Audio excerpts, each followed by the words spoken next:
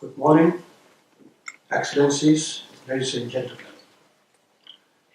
At the very outset, I would like to thank the France-Bangladesh Friendship Group for organizing this important conference. And first of all, I want to say that Rohingyas are a people living in Arakan with a long history. In terms of their origin and culture, as well as their present geographical location, they have mixed more with Indian people than with others.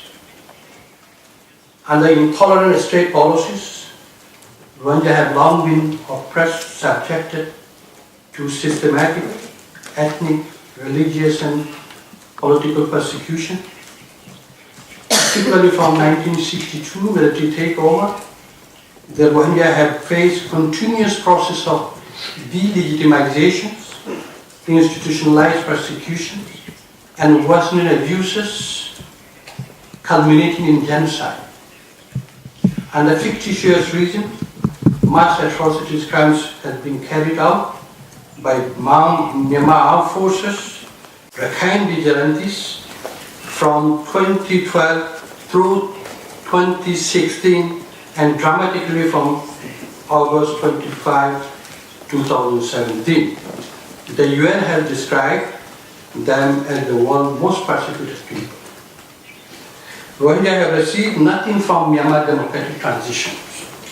Rather, under Aung San Suu Kyi-led National League for Democracy government, we have lost all the remaining vestiges of our human rights, including the census registrations, in time-honored voting rights and citizenship, even the right to exist and the ability to survive in our own homeland.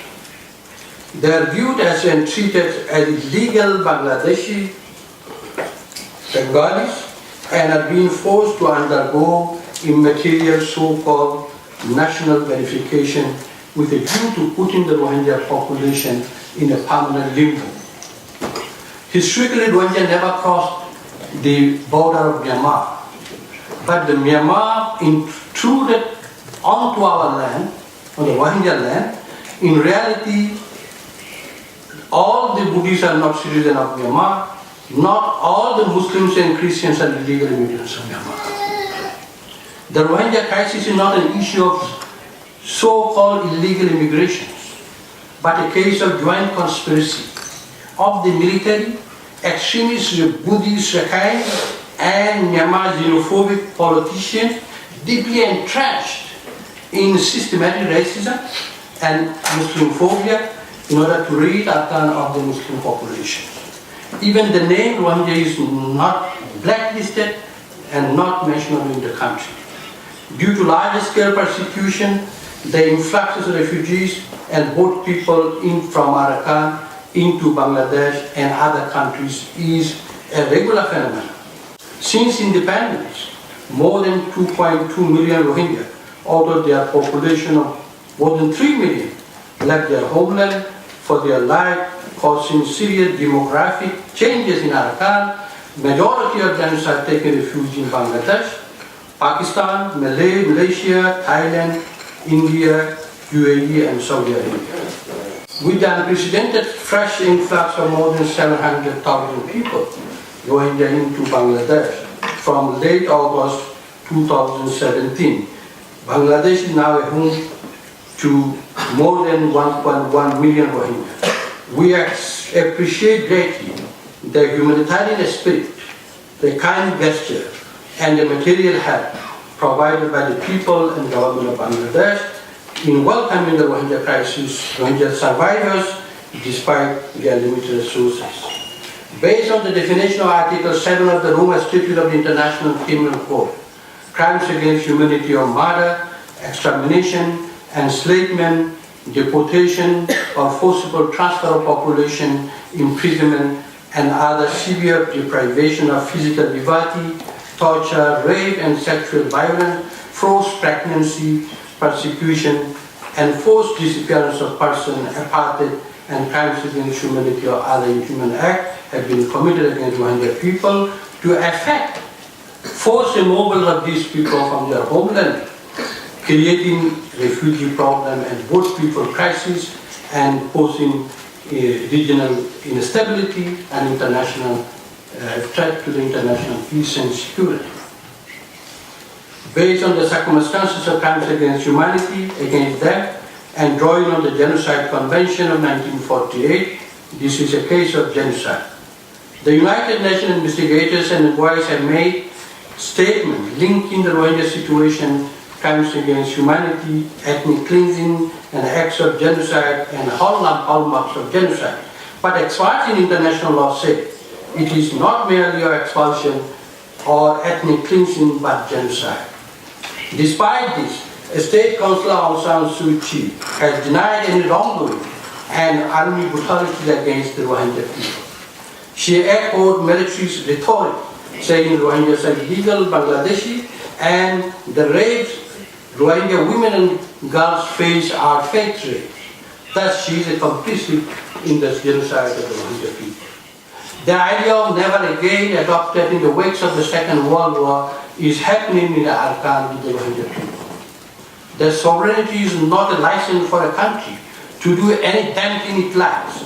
Sovereignty in the modern age involves to not just to control, but responsibility to protect its own people.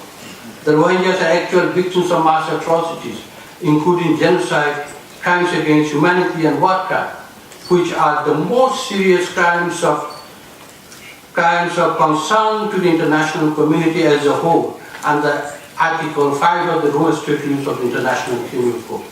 They are international crime with universal jurisdiction that can neither be treated as internal affairs of a country, nor can they be treated as bilateral issues. Whereas the government of Myanmar and its armed forces are persecutors, to protect the Rohingya people shift to the international community, to use diplomatic, humanitarian, and enforced action.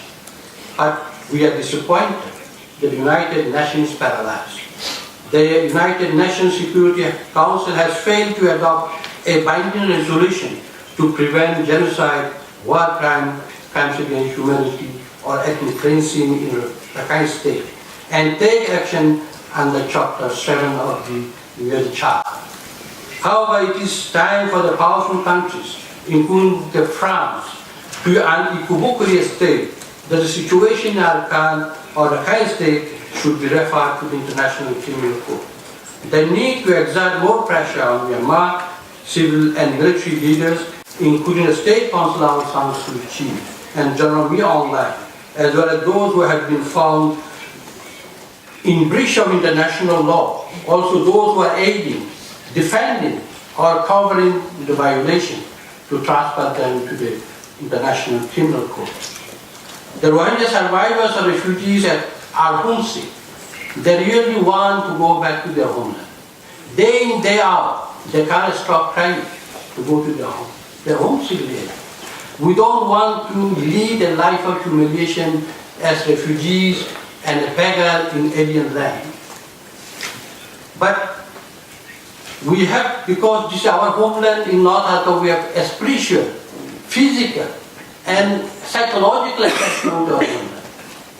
Despite the repatriation instrument signed between the Bangladesh government and the Myanmar government, right from 23rd of November, situation is not conducive for the safe return of the Rohingya refugees. There is no change of attitudes of the Myanmar authorities towards Rohingya people. Still more than 140,000 Rohingya people who have been languishing in apartheid-like concentration camp in Ashitpur, Arakan's capital. They have not been yet repatriated to their home, allowed to go to their own properties and places. Repatriation is a life and death question for the Rohingya people. Repatriation must be voluntary, safe, honorable, and dignified. Myanmar is the most brutal region in the world.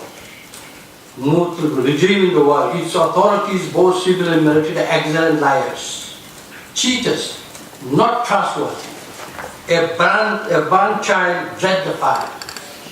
The traditional homelands of Rohingya in North Arakan need to be fully demilitarized and adequately protected by the United Nations with the international community for protected return of the Rohingya refugees, that is, protected return to protected homeland.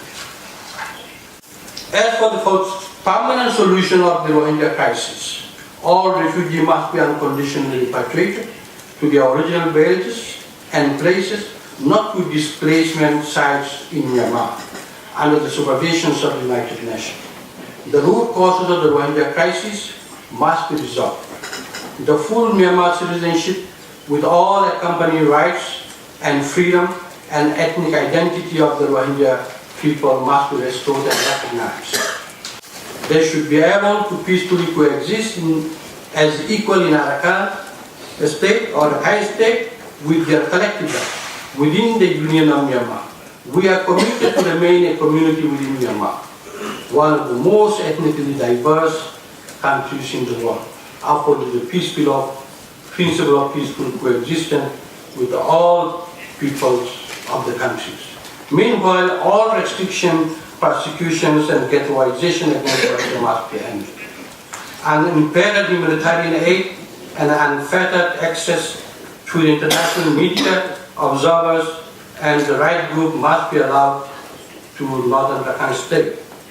Rohingya must receive protection and support as refugees while in Bangladesh. International community should do more to support Bangladesh in shouldering this responsibility. Last, there must be accountability. The perpetrators of the crime must be brought to justice and referred to International Criminal Court. The world needs that it is not ready. The world needs to show that it is not ready to tolerate such barbaric acts. Thank you very much.